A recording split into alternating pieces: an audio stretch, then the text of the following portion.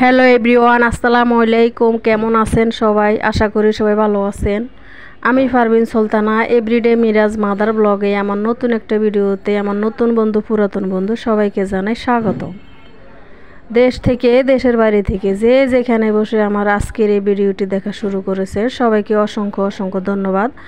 আশা করি আপনারা সবাই আমার ভিডিও শুরু থেকে শেষ পর্যন্ত আমার সাথেই থাকবেন। তো সকালে নাস্তা খাওয়ার পরে বিছানাটা একটু গোছাবো। তো আজকে কি করলাম, মাঝে মধ্যে এরকম চাদর নিচে নামিয়ে ভালো মতো পরিষ্কার করলে বিছানাটা ভালো দেখা যায়, টান টান থাকে। কারণ 2-3 দিন পরে যখন চাদর আগের মতো থাকে না, তো ভালো মতো আমি এই যে দেখতে পাচ্ছেন জেরে নিয়ে চাদরটা বিছিয়ে নিয়েছি অফ ক্যামেরায়। একদম ধুলো বালু জমে যায়, 4-5 দিন ঘুমানোর পরে এলোমেলো হয়ে যায়, বিছানাটা আগের জায়গায় থাকে না। তো এই যে আমি বিছানাটা বালিশ আগে টেবিলের উপর রেখে দিয়েছি, মাথার বালিশ, কোল বালিশ, তারপরে এই যে চাদরটা উঠিয়ে ভালো মতো শলার আঠি মুঠা দিয়ে আর কি ভালো মতো জেরে নিয়েছি। তো চাদরটা বিছানোর পরে আমি এই যে বালিশ তারপরে এগুলো যেটা যে জায়গায় রাখার ওই জায়গায় রেখে দিয়েছি। দেখতে পাচ্ছেন এটা হলো আমার ফাইনাল লুক। সকালবেলা আমি এই কাজগুলো সবসময় করি, কিন্তু চাদরটা 4-5 দিন পরে উঠানো হয় আর কি। ভালো মতো টান টান করে বিছাইতে ভালো লাগে, দেখতেও ভালো দেখা যায়। তো আমার বিছানাটা গোছানোর পর আমি ঘরটা ঝাড়ু দিতেছি। সকালে একবার ঘুম থেকে উঠে নামাজ পড়ে তারপর একবার তো দেওয়া হয়, নাস্তা খাওয়ার পরে এগুলো আর একবার করা লাগে, নয়তো ভালো লাগে না। তো এই যে আমি ঘরটাও ঝাড়ু দিতেছি। তা ভাইও আপুরা যারা আমার সাথে এই মুহূর্তে আছেন অবশ্যই শেষ পর্যন্ত থাকবেন, আমি আপনাদের কাছে আশাবাদী। তো আমি এই যে ঘরটা ঝাড়ু দিতেছি, ঢাকা শহরে ধুলোবালির মানে একটু বেশি পড়ে থাকে। ধুলোবালি যেমন ঘরে থাকে তেমন পরিষ্কারও করতে হয়, অন্যান্য ময়লার চেয়ে ধুলোবালি বেশি হয়। এই যে ওয়ার্ড্রোবের নিচেও ছিল, বাইর করে নিয়েছি, খাটের নিচে ছিল, বাইর করে নিয়েছি অফ ক্যামেরায়।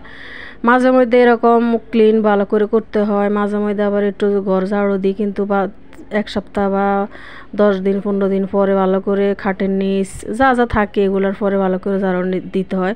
তো আমি এগুলো সকালবেলা আজকে যে 1 পাতিল পানি ফুটাবো বসিয়ে দিয়েছি, ডাল রান্না করব, ডালও ধুয়ে বসিয়ে দিয়েছি।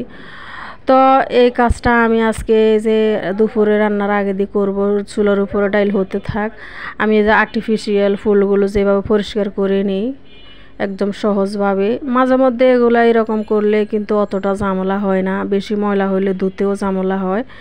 আর্টিফিশিয়াল ফুলগুলো যদি ভিম লিকুইড বা অনেক শ্যাম্পু দিয়েও ভিজিয়ে রাখি, অনেক সময় ধুলোবালি বেশি হয়ে থাকলে তো অনেক সময় রঙও নষ্ট হয়ে যায়।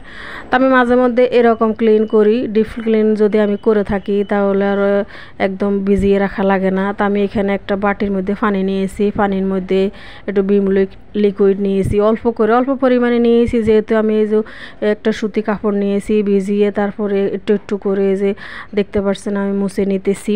বেশি ভিম লিকুইড দেওয়া যাবে না, কারণ এটা তো আমি একদম পানির মধ্যে ভিজিয়ে ধুইতে পারবো না। ধোয়া হওয়ার মাঝে মাঝে ডিপ ক্লিন যেদিন বেশি করে করতে হয়, বেশি ময়লা হলে তাহলে পানির মধ্যে ভিজিয়ে রাখা যায়। তা আমি এগুলো অত পানির মধ্যে ভিজিয়ে রাখবো না, যেহেতু অল্প ময়লা আছে আমি এভাবে করে থাকি মাঝে মাঝে, তাহলে আর অত বেশি কষ্ট হয় না। তো একটা নরম কাপড় দিয়ে ভিম লিকুইড দেওয়া যে পানিটার মধ্যে ভিজিয়ে আমি একটা এই যে আর্টিফিশিয়ালের টপটা পরিষ্কার করে নিয়েছি। এই যে আরেকটা নিতেছি, দেখতে পাচ্ছেন যেভাবে, এভাবে আপনারা করতে পারেন, অনেক সহজ এবং বেশি ময়লাও লাগে না, বেশি কষ্টও হয় না। যদি একদম অনেক দিন ঘরে পড়ে থাকে তাহলে ময়লাও বেশি হয়, পরিষ্কার করতেও সময় লাগে, ভালো লাগে না।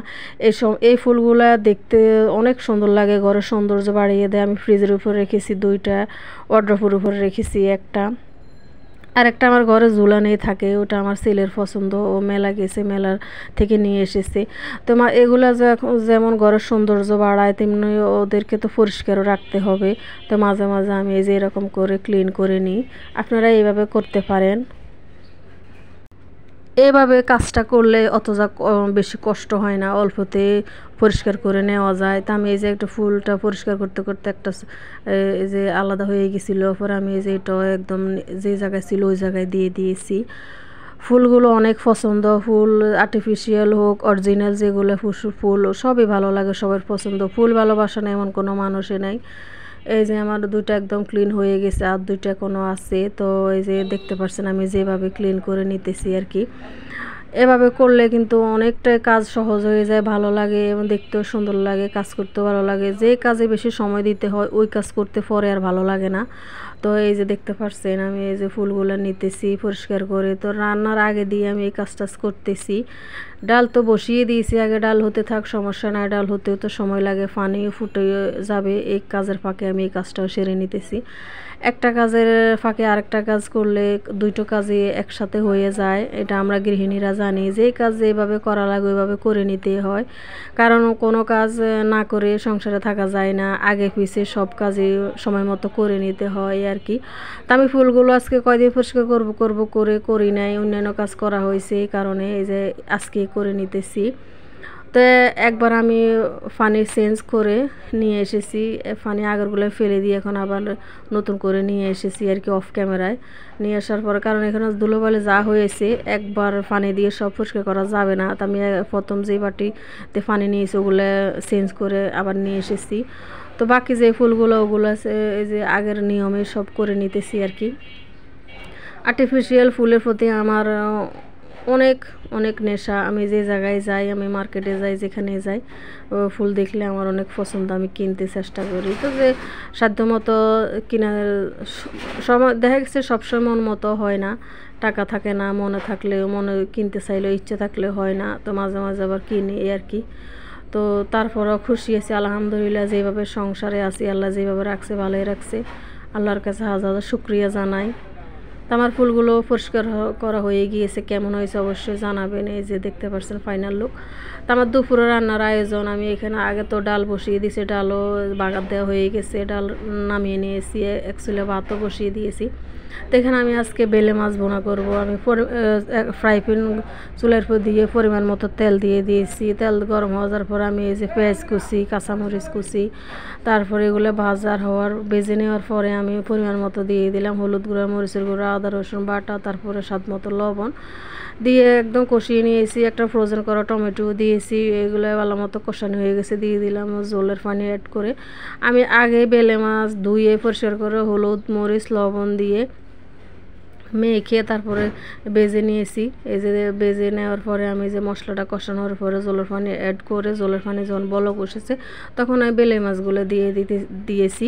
বেলে মাছগুলো অনেকটাই নরম, কারণ মাছ এই বেলে মাছটাই নরম থাকে সবাই জানি, তারপরও খাইতে ভালো লাগে। যাই হোক, তো আজকে এই যে বেলে মাছের ফাইনাল লুক, আমি একদম ঝোল রাখবো না যেহেতু পাতলা ডাল রান্না করছি। এই যে ফাইনাল লুকটা এরকম হয়েছে, দেখতে পাচ্ছেন কেমন হয়েছে অবশ্যই কমেন্টে জানাবেন।